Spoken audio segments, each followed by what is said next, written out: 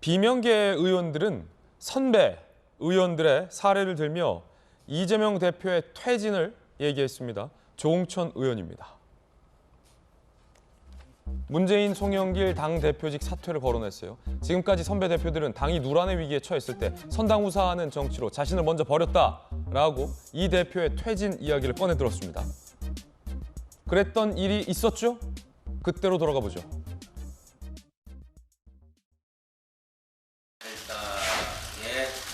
벌였던 그런 우리 당에 많은 상처가 생겼습니다.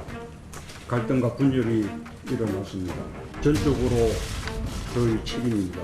혁신의 실천과 훌륭한 분들의 영입으로 새로운 희망이 생겨나고 있는 가운데 대표직을 내려놓을 수 있게 되어 그나마 다행스럽게 생각합니다.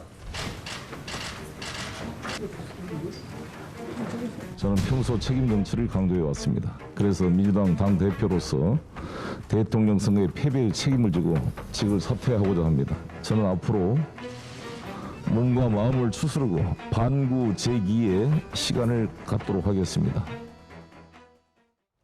비명계에서는 이 대표 물러나라라는 이야기를 연일 꺼내들고 있는데 이재명 대표는 공천을 제대로 하겠다라며 공천 TF를 띄웠습니다.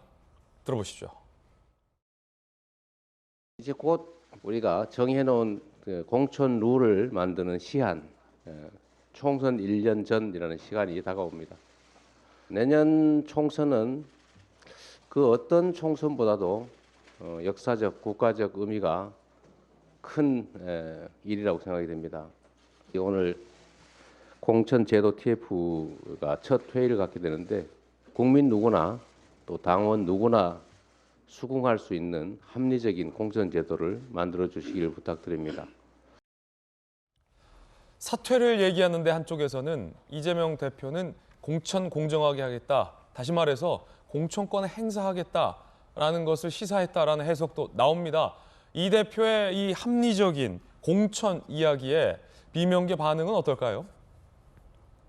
시큰둥 2024 총선 공천제도 TF 11명 위원 중 문진석, 이해식 제외한 9명이 비명계로 분류됐는데 이상민 의원의 반응, 무색무취인 사람들이다. 그냥 신용, 결정은 있는 것도 아니다. 비명계 한 의원, 현역 의원들 공천이 걱정, 선거 치를 수 있느냐가 문제다.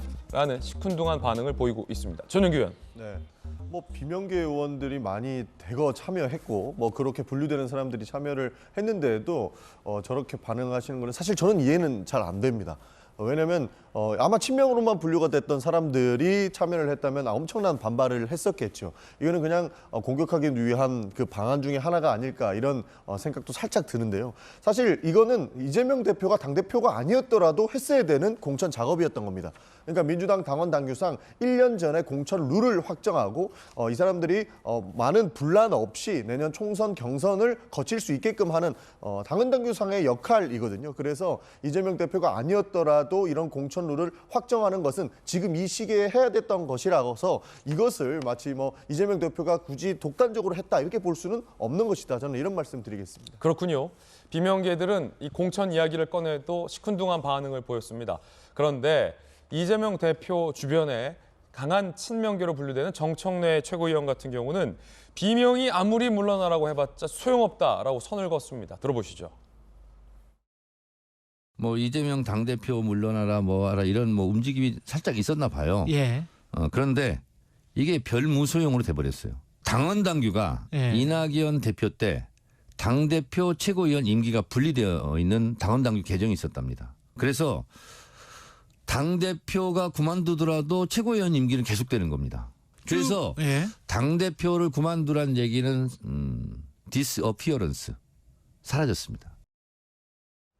김용주 의원님, 이건 좀 보충 설명이 필요할 것 같은데 얼핏 듣기는 이 대표 물러나도 나 최고위원 계속할 건데 이거잖아요.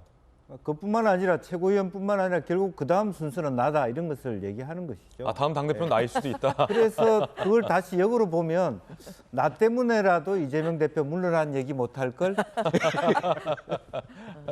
그런 부분이 사실은 씁쓸한 부분이 분명히 있습니다. 그러니까 그래서 우리가 정말 그 당내에서의 질서 또 요구가 다양하지만 당내 규칙과 당헌이라고 하는 걸 무시할 수가 없기 때문에 저런 복잡한 속내가 있고, 우리가 원하는 것은 단순히 그냥 이재명 대표가 뚝딱 물러나고 그 문제가 해결되는 것이 아니라 어떻게 당을 정상적으로 수습하고 모든 사람들이 다 만족할 만한 어떤 솔루션을 하느냐, 사실 그러면서도 당헌 당규를 지켜나가느냐 하는 부분이기 때문에 예. 상당히 고민이 많을 수 있고, 그것은 그럼에도 불구하고 이재명 대표의 결단, 또 당내의 화합을 만들어낼 수 있는 중간지대, 뭐 그런 부분들이 굉장히 중요한 요소가 아닌가 그렇게 보여집니다. 예, 김영주 의원 의견도 들어봤습니다.